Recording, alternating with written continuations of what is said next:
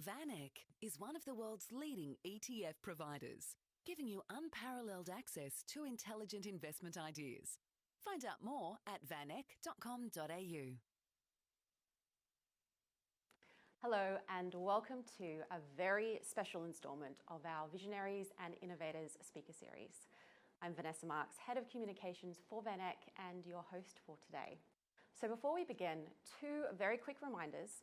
If we happen to mention any products or investments today, this is obviously not personal advice, and we always recommend speaking to your financial advisor to determine what investments are best suited to your needs. And secondly, as usual, we will have time for audience questions at the end, so you can send these through via the chat function on the left side of your screen. Now, I would recommend getting your questions in sooner rather than later, because I suspect we're going to get quite a few today. So let us get started. This series seeks to unpack the mechanics of leadership and success, to hear from people who have made significant impacts or are in the process of trying to be that change maker. And ultimately, it is about gleaning insights and knowledge about companies and sectors and themes that are of particular interest to investors and advisors, and of course, all of you tuning in today. So one of the fastest growing areas of interest is sustainability. The push toward net zero carbon emissions is now widely regarded as one of the true global megatrends of our time. Now, while the mere utterance of the words climate change or even renewable energy can provoke heated debate, this week a poll showed 59% of Australians believe we should be following the lead of other major economies to make climate change action a priority, or we risk being left behind. So certainly the impacts of the decisions being made now regarding Australia's approach to energy and production and emissions will impact every single one of us, the future of Australia, and this country standing among its trading partners and allies. So our guest today has firm footing across all of the themes I have just mentioned. There is probably no better person to talk about leadership, the challenge of change, Australia's energy dynamic, and the intertwined politics. I am absolutely delighted to welcome Australia's 29th Prime Minister and Chairman of Australian Fortescue Future Industries, the Honourable Malcolm Turnbull. Malcolm, thank you for joining us. Thank you, Vanessa. Great to be with you. It's especially great to have you in the studio because obviously, well, not obviously, but we happen to hail both from the eastern suburbs, which has had a few COVID hotspots at the moment, and luckily we're both not in lockdown or in isolation. That's true. So That's great. Right. And we didn't shake hands. Yes, we did it. We made sure to keep social distancing as we're all doing here. So I think we can assume everyone is very familiar with your political career, obviously Prime Minister, leader of the Liberal Party, many different appointments, including the former Minister for the Environment and Water Resources. I suspect some people may be a little less familiar with your significant investment credentials. So in the 80s, you did set up an investment banking firm. You've set up many different businesses, including one of Australia's biggest original kind of tech firms or internet businesses back in the day. And obviously, you've also worked at Goldman Sachs, heading up the Australian business there. So a lot of credentials. I'm interested to hear, how has the investment landscape changed in that time? Well, in the tech area, it's changed enormously. Back in the 1990s, when we founded Aussie Mail, I mean, the big visionary of Aussie Mail was a man called Sean Howard, who was the technologist, and Trevor Kennedy and I were his financial partners, and I was the chairman, and did many of the deals that we did. So it was a good partnership. But we founded that company in '94, and we took it public on the NASDAQ in '96, first Australian company to go public on NASDAQ. And the reason we did that was you literally could not raise any money for tech in Australia at any sensible valuation. Sean was very funny about it, actually, because at the time, I was very busy with an investment banking business. This is before I went to Goldman. And one of the projects we had was a Russian gold mine, gold project, right? And so 3 hours flight north of Irkutsk. There's a company called Star Mining. Mm-hmm. Very exciting. Russia had just, communism had ended, and everyone was very optimistic. All of that optimism now looks terribly naive, but nonetheless. So we had no problem raising money for a gold mine in Siberia. And Sean used to say, so how can you raise money for this, which must be like the definition of high risk? And you can't raise money for Aussie Mail, which is a real business, a telco in effect, with hundreds of thousands of customers, real revenues, et cetera, et cetera. So there was a blind spot in Australia about tech. Now, that sort of changed a bit in the late 90s. We had a bit of a tech sort of flirtation in the late 90s. And then in the 2001 tech wreck, everyone lost interest again. But what's great now is that there is a huge amount of tech innovation, a lot of money in venture capital funds, both Australian and, of course, foreign, and the tech sector is, the hottest sector of them all. And we've got some phenomenal companies, Atlassian, Afterpay, Canva. There's a long safety culture. Canva and safety culture obviously not listed, but there are many, many others. I mean, we'd be here all morning talking about them. So the tech ecosystem, to me, is what has changed so much. So when I went into politics in 2004, and I basically didn't invest other than in, big managed funds, generally international, to avoid conflicts. And I came out at the end of 2018, wrote my book, got back into the investing business, and I just find it so exciting. I mean, to be honest, I can't keep up with all of the opportunities. And of course, then I'm hit with FOMO constantly. That's the thing. That is the trap. So any investment managers out there, I want to say to you, the big risk you run is FOMO, which will tend to make you want to invest in everything. So. At the moment, we're trying to buy a house, so we are suffering FOMO in a very different sense at the moment. So yeah, yes, I think FOMO is very strong across everyone. Yeah, and the kind of it is. I mean, the housing inflation is just crazy, but it's crazy in a lot of different markets. They're right around the world. I'm interested. I know you're very passionate about renewable energy, and you've been a long-standing, outspoken advocate for renewable energy and speaking about climate change, and sometimes perhaps to your own detriment. In terms of your opportunities. There's no perhaps about that. True. I'm interested, why is this so important to you? Well, we've got only one planet, at least until Elon Musk establishes an alternative society on Mars. And, global warming is real. It's just a physical fact, a fact of physics, if you like. And the only way we can arrest global warming or global heating and all of the dire consequences that come with that is by cutting our greenhouse gas emissions. And one of the important ways to do that, of course, is to replace fossil fuel generated energy with renewable energy. And the cool thing is we've got the means to do it. It's not, you can act, the cheapest form of new electricity generation in Australia, and in most countries, frankly, is a combination of renewables plus storage of one form or another. And so that's, the cost per watt of PV, photovoltaics, has come down, like 90% in the last 8 or 9 years. So we just, and it's further to go. I mean, there's some phenomenal, and it's a great Australian story, Vanessa. The technology behind the vast majority of PV now was developed at the University of New South Wales, and the first big solar panel manufacturers in China were started by students, from the school or the department that Martin Green heads up, and he had a colleague, Stuart Wenham, who's sadly no longer with us, and those two guys really led the charge for PV technology, and of course there's still more to come. So it's going to get better, both at the the photovoltaic module level, at the the business end, if you like, of a solar panel, but also in terms of deployment.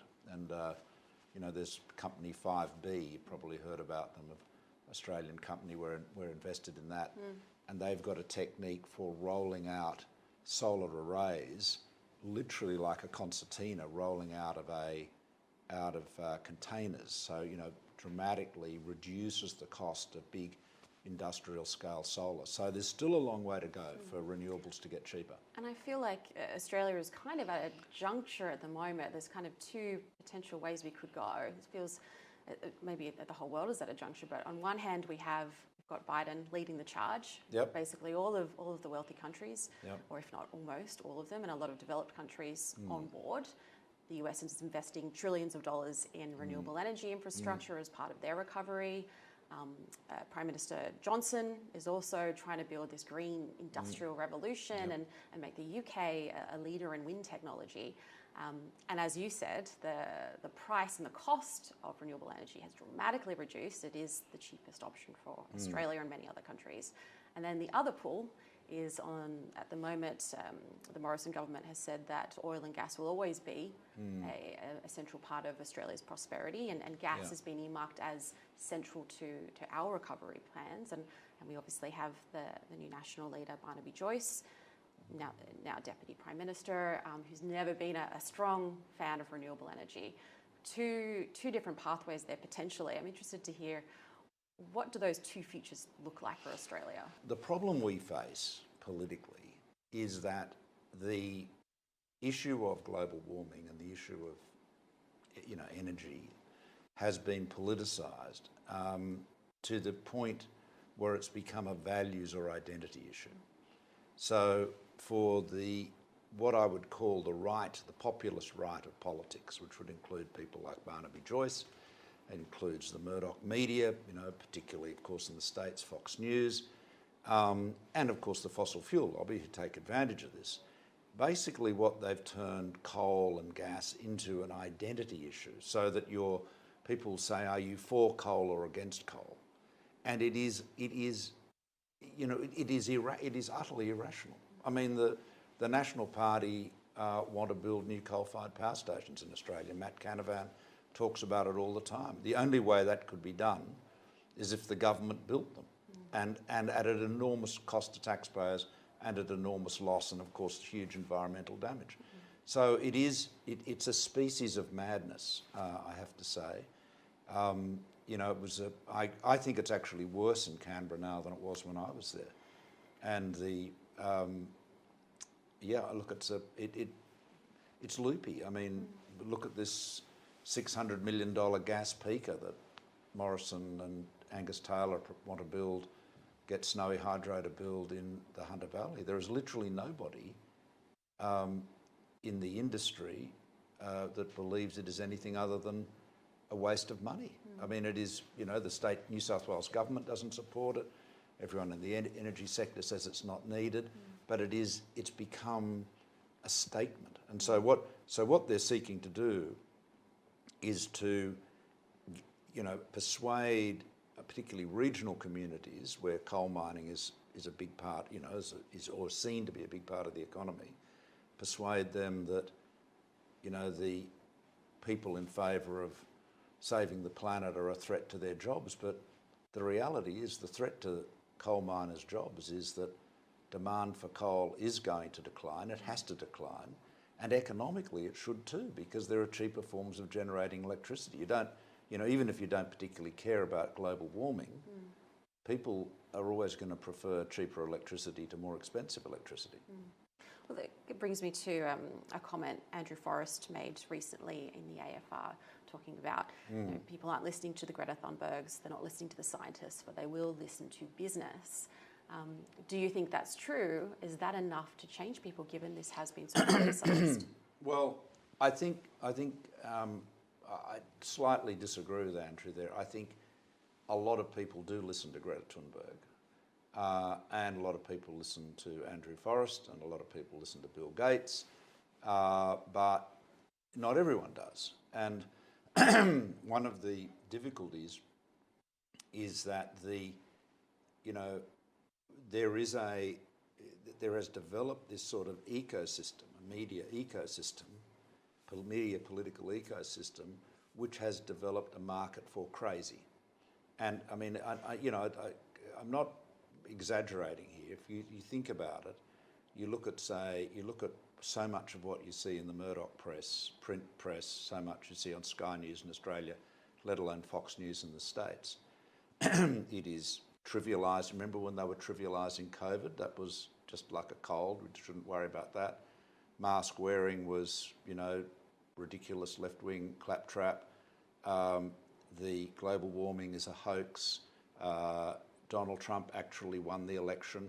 Joe Biden stole it. I mean, there has developed, John Dickerson, American CBS correspondent, actually first coined this phrase. I think it's perfect.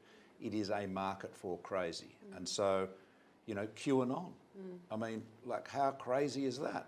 But this is being pumped through media channels, both mainstream and social, and it has consequences. And there is a thing I learnt in the 2016 election that where traditional wisdom was wrong, right? Historically, before 2016, if somebody was making an outrageous, obviously, fallacious claim, and in that case it was that the government that I led was going to sell Medicare, right? Which you couldn't sell, even if you wanted to, you couldn't sell Medicare. So it was crazy stuff, and it was laughed at. But the conventional wisdom was that you shouldn't rebut or de-engage with lies like that because you give them greater salience, right? Yes, I don't think that's true anymore. That is not true. And because what they will do, because of the virality of social media and the way in which even mainstream media has become siloed, you will get a demographic where it is appealing and where it is cutting through. And so we used to live in a world where the community broadly shared the same facts. But now we're in a situation where some groups can literally be persuaded of things that are, not just wrong as in, unwise, but wrong as in utterly untrue. And I mean, the best example is the US, where the moment where a majority of Republican voters believe Donald Trump won the election, which I mean is just fact. I mean, that is demonstrably factually untrue. But then, this is the reality. This is the reality. So this is part of the problem we've got with the climate issue. So how do we create this change, though? So well, I know you're trying to be a change maker. Well, what can we do in this environment? So we do have a lot of misinformation out there. Well, I think in terms of misinformation, you just have to rebut it. You cannot. You've got to take if you're in politics, you've got to take a whack-a-mole approach to it, and you have to rebut it every time. And you have to just, fight lies with facts. We're in a better position than the United States, for a bunch of reasons. The fact that we do have the ABC, which I know some people think it's too left-wing, but I mean, they don't make stuff up. I think our mainstream media, by and large, is better than it is in many parts of the US. And of course we have compulsory voting, which is very valuable because it means you don't have to rile up the extremes of each side to get them to vote. There's a lot of other factors too, but I look at it is a real challenge. I mean, QAnon. I mean, look, the idea that the world is run by a group of satanic child molesters who drink children's blood, is like it's you can't help smiling when you hear of it, except so many people follow it, including now several Republican members of the US Congress. So, this is where climate has found itself in Australia. It's been caught up in this values debate, and so. People would say, do you believe in coal? Do you like coal? Well, I neither believe in it. Well, I neither believe in it nor like it. It's a thing, right? I mean, it's like saying, do you believe in that chair? Well, yes, I suppose I believe it's there. I don't think my eyes are deceiving me. But it's this loss of objectivity that is the problem. I'm interested. So we launched a global clean energy fund earlier this year, and it was widely got an incredible response, even exceeded our expectations. In the fund itself, focus on the largest and most liquid kind of businesses that are within clean energy. And obviously, any company from any country in the world could be in there. There's not a single one from Australia that makes the list. However, 8% is dedicated to New Zealand. And have we missed the boat? Well, yes and no. There is obviously a big clean energy sector in Australia. We've got, huge number of solar power stations, most of them on people's roofs, but we've got a lot of solar and wind in the system. We've got at least some pumped hydro being built. The largest one by far is the Snowy 2.0, which is my initiative. But there's also a smaller one underway in Queensland. A company called GenX is doing that, and there needs to be a lot more. We can come to that issue in a minute if you like.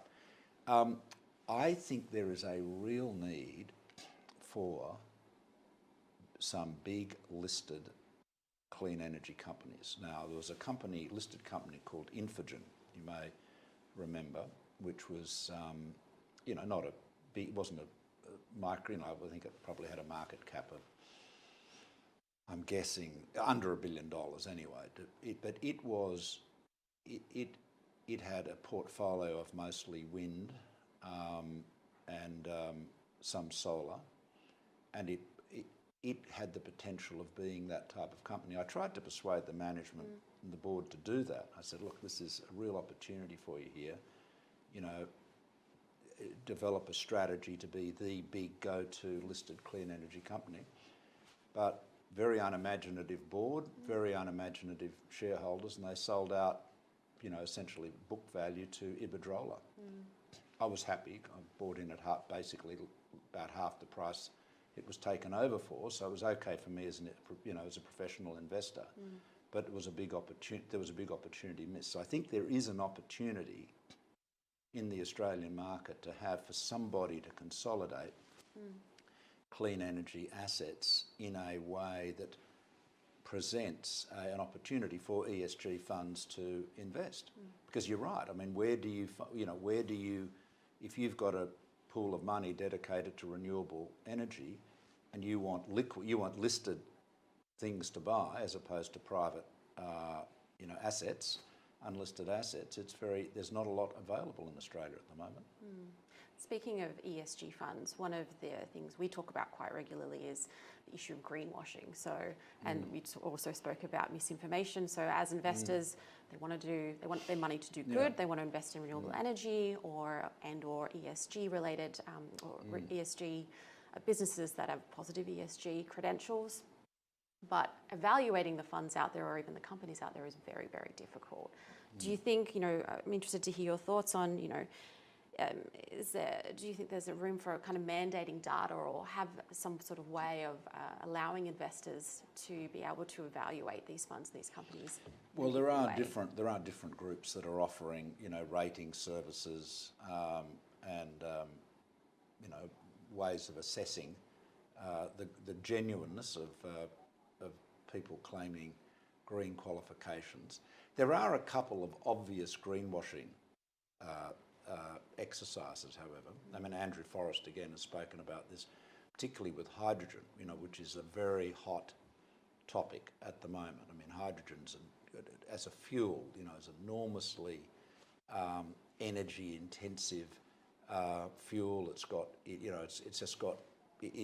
is going to be such a big player in our energy mix in the future. And the good thing about burning hydrogen, if that's the right term, is that the emissions are steam, it's as opposed to carbon dioxide. So now the only form of green hydrogen or clean hydrogen, truthfully, is what Andrew and I would call green hydrogen, which is hydrogen made by electrolysing water with renewable energy. So if you have clean energy, you put water through an electrolyser, and it takes a lot of electricity, by the way, so cheap electricity is important. You split the hydrogen from the oxygen and you've got your green hydrogen. Now, a lot of people are saying, oh, well, you know, we get hydrogen from gas or coal, from fossil fuels, and we then can sequester the CO2. That's clean hydrogen too. That is honestly a diversion, a delusion. We've spent so much money, billions globally, on carbon capture and storage, and apart from some very niche applications, it doesn't work. So when people say they've got, you know, blue hydrogen or clean hydrogen is as good as green hydrogen, it ain't. Oils ain't oils, and hydrogens ain't hydrogens either. So that's going to be very important, and it's something that, you know, Andrew's very passionate and eloquent about too. Well, thank you for answering all of my questions today, Malcolm. Sure. I am conscious that we have a lot of people tuning in who would love to ask you some questions Okay. as well. Good. So everyone tuning in, if you would like to send through your questions, as I said before, the chat function on the left side of your screen is the way to do that. And I can see we have quite a few already. So if it is okay with you, Malcolm, I might just kind of do a quick fire to get through as many of these as we can. So we've had some questions around renewable energy creating jobs. So is this a sector that will actually create a lot of jobs? Do you think going renewable is a good economic decision for Australia? Yeah, yes, it creates, globally, it is creating millions of jobs. It's already creating thousands of jobs in Australia. And of course, we have the ability to be a clean energy superpower, you know, because we've got a lot of land, commercially of low value in areas of very high radiation. So that's fantastic for solar. We've got a lot of great wind opportunities, and you know we can, as it's Ross Garnaut's phrase, you know, we can be a clean energy superpower, no question. So we've had a few questions around the appointment of Barnaby Joyce. Would you say it's a disaster for climate change? Can you kind of elaborate on what you think the impact will be? Can the government be relied upon to assist in climate change at this point? I think it is a disaster for climate change. I mean, Barnaby has all his career weaponised, opposition to action on climate change. I mean, he is an absolute global warming denier, but he sees it as a wedge, you know, and he used it to wedge out Michael McCormack. He sort of not that he was in my party, but you know, he's used it against me at different times, and he will, I mean, Barnaby is absolutely not the friend of renewable energy, even though there are some big renewable operations in his own electorate. I mean, I'm sure a lot of people in New England would be fed up with him. So that's, you know, you don't. This is not speculation. He's very much a known quantity. So as you mentioned before, Australia has a lot of natural resources that perfectly lend itself to wind and solar and renewable energy generally. A question has come through to ask you specifically, what kind of infrastructure do you suggest we should develop to harness and generate the energy? Well, transmission is obviously very important, and there's quite a lot going on there. We will need more transmission to renewable energy zones. And, the state government here in New South Wales is very focused on that. I mean, everyone is aware of that. So that's one. I think the thing that is overlooked, perhaps less in Australia than in other countries, but globally it's being overlooked, is the need for long duration storage.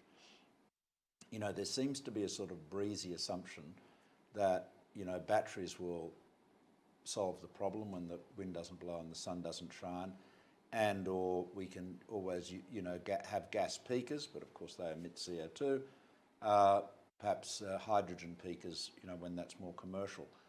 I think we need to get on and build more pumped hydro. You know, Snowy 2.0 is obviously one of the biggest examples in the world, but you know, it is a very much a proven technology. You know, you have two reservoirs at differing elevations when electricity is cheap. In Australia, that'd be in the middle of the day when the sun is shining.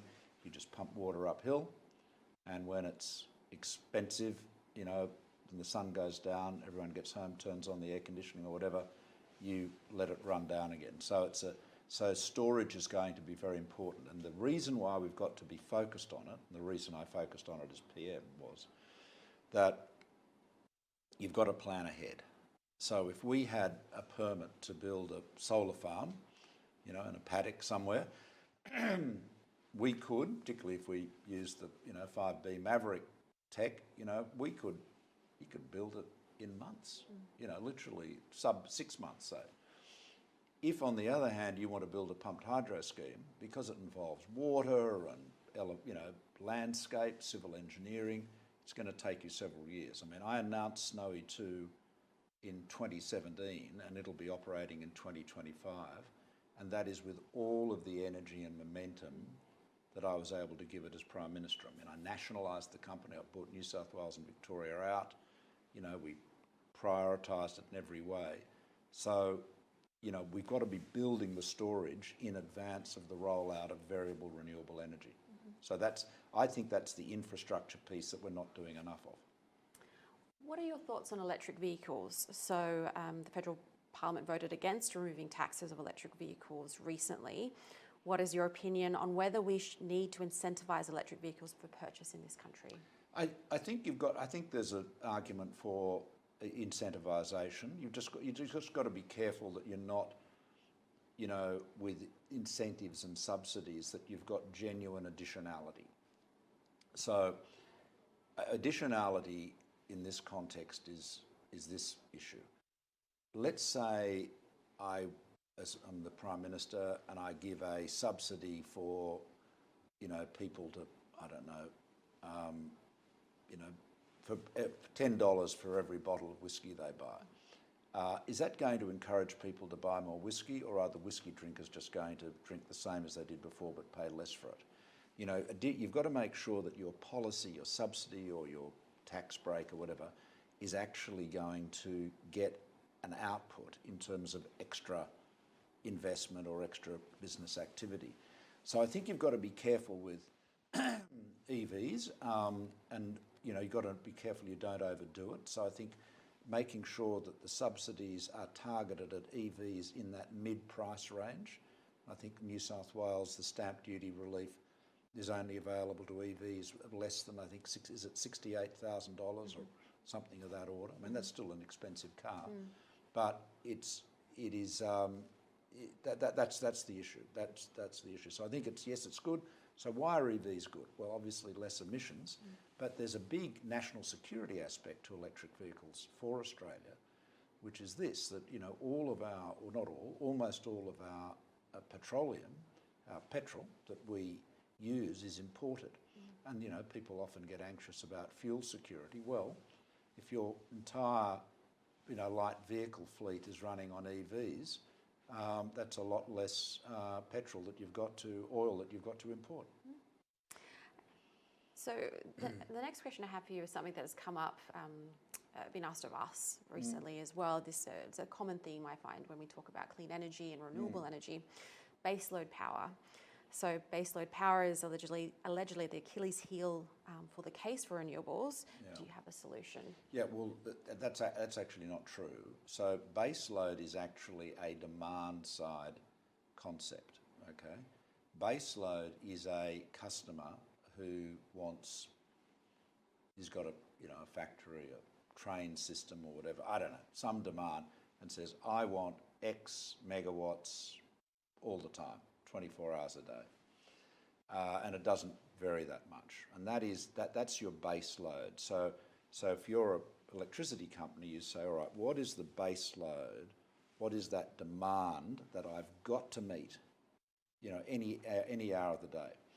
And of course, continuous thermal generation suited that, because, those coal-fired plants, you can't ramp them up and down easily, and so they run 24/7, except when they blow up, which they do occasionally. Now, the issue on the supply side, which is what should be talking about, is a concept of dispatchability. Can I deliver electricity as and when it's required? Now, clearly, a wind farm and a solar farm dispatches when the wind blows and when the sun shines.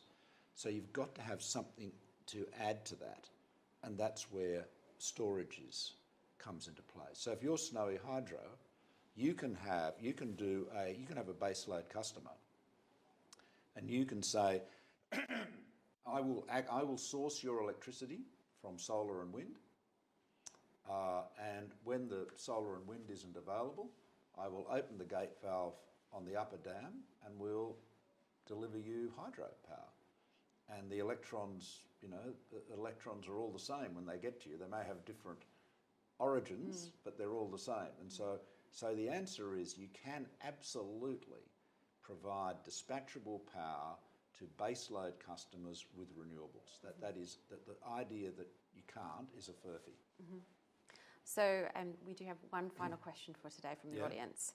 And this harks back to what we were talking about before in terms of misinformation and this groundswell of people that are getting caught up in non-facts, let's say. Conspiracy theories, among other things. What strategies might you advise to weaponise the interests of people over the control of fossil fuel industries and misinformation? Well, I think you just have to be relentless in getting the facts out there. And you've got to be prepared to take them on. There is a tendency, because we're polite, we tend, not everyone is, but you and I are at least. Vanessa. Definitely us. Definitely us. There's a tendency to believe that there's always two sides to the argument, and you've got one side, I've got the other, and we have a nice debate. The problem is that we're now in a situation where you've got this what they call in America a truth deficit, or alternative facts, where literally people will make stuff up and they'll say, well, you say that the world is not run by a great lizard and, a satanic cabal of child molesters, but that doesn't mean that the QAnon conspiracy people shouldn't get equal time. At some point, you've got to have the courage, the characterful courage to say, look, this is rubbish. We are not going to sit back and say, oh, well, everyone's entitled to their point of view. I mean, I'm not saying that you should deny people freedom of speech, but you have to call BS on stuff that is plainly false. And I mean, this is the thing that has been demonstrated in the United States in particular, and we've got to be very careful about it here, is that these lies have consequences. I mean, never forget, on the 6th of January, a mob fired up by lies, massively propagated by Fox News, by Rupert Murdoch's company, sacked the US Capitol, occupied the Senate and House of Representatives chambers, and some of them were looking around to hang the Vice President and the Speaker of the House. Now, that's unbelievable. The last time the US Congress was sacked was in the War of 1812 by the British Army. So this was an internal insurrection fired by lies and conspiracy theories peddled not just on social media, but on mainstream media. So you've got to actually call that out, but there's a reluctance to do that.